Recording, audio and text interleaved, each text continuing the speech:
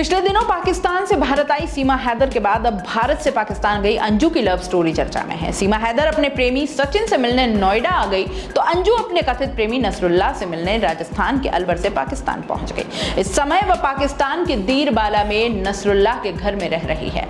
सीमा हैदर ने भारत पहुंचने की जो कहानी सुनाई है, पुलिस से लेकर आईबी अब तक उसकी परतें नहीं खोल पाई है। और सीमा और अंजू की कहानियों में जो सबसे बड़ी समानता है वो है परत दर परत झूठ, और यही इनमें कनेक्शन है। अब अंजू की कहानी को खंगालना शुरू किया तो पता चला कि दोनों ही मामलों में सीमा पार करने के लिए कई झूठ बोले गए। सीमा और अंजू की कहानी में जो सबसे बड़ा अंतर है वो ये कि अंजू वीजा लेकर कानूनी तरीके से पाकिस्तान गई है, इसके लिए उसे 2 साल इंतजार भी करना पड़ा। अब सिलसिलेवार तरीके से भास्कर की पड़ताल के अनुसार अगर देखें तो 7 झूठी सूचनाएं सामने आई है जो अंजू ने घर, परिवार और ऑफिस में बताई थी। अंजू 20 जुलाई को घर से निकली। पति ने पूछा कि कहां जा रही हो, जवाब मिला जयपुर। ये उसका पहला झूठ था।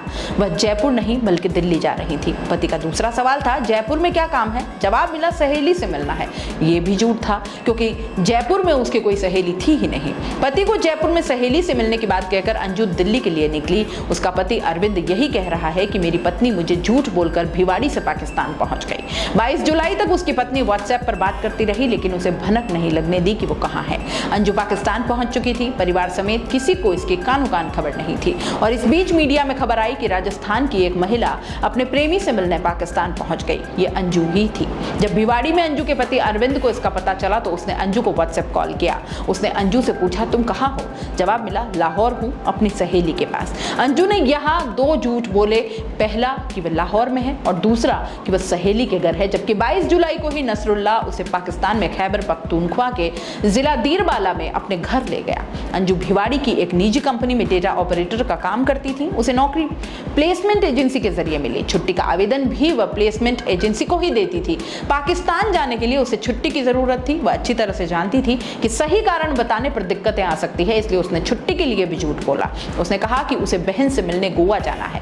भास्कर ने इसके लिए प्लेसमेंट एजेंसी के मैनेजर अशोक चौधरी से बात की। उन्होंने कहा कि पिछले साल जून में उनकी एजेंसी के जरिए अंजू का प्लेसमेंट हुआ था। उसने 14 जुलाई को गोवा जाने की बात कहकर 10 दिन की छुट्टी ली और इस हिसाब से उसे 24 जुलाई को वापस आना था, लेकिन वो आई नहीं। अंजू की बहन गोवा में रियल एस्टेट का काम करती है। उसने साल भर पहले बेंगलुरु के व्यवसायी से लव मैरिज की। अंजू के पति ने रविवार को देर रात व्हाट्सएप पर बात की और इस दौरान दोनों ने एक दूसरे का हालचाल पूछा। इसके बाद अरविंद ने अंजू से पूछा कि तुम्हारा भिवाड़ी आने का क्या प्लान है। इस पर अंजू ने अपने पति को सलाह दी कि मीडिया से दूर रहना और कुछ मत करना, मेरे लिए प्रॉब्लम खड़ी हो जाएगी। जब उसके पति ने पूछा कि मीडिया में यह सब क्या चल रहा है, तुम वहां शादी कर रही हो, इस पर अंजू का जवाब था कि ऐसा कुछ नहीं है। मीडिया रिपोर्ट्स की अगर माने तो अपने पति को शादी से इनकार करने वाली अंजू ने रविवार को पाकिस्तान में स्थानीय पत्रकारों को बताया कि वो नसरुल्लाह से प्यार करती हैं। अंजू ने बताया कि पहले उनकी बातचीत फेसबुक पर हुई, उनकी दोस्ती गहरे प्यार में बदल गई और जिसके बाद उसने अपना देश छोड़कर पाकिस्तान जाने का फैसला किया। वे एक दूसरे से प्यार करते हैं और शादी करना चाहते हैं।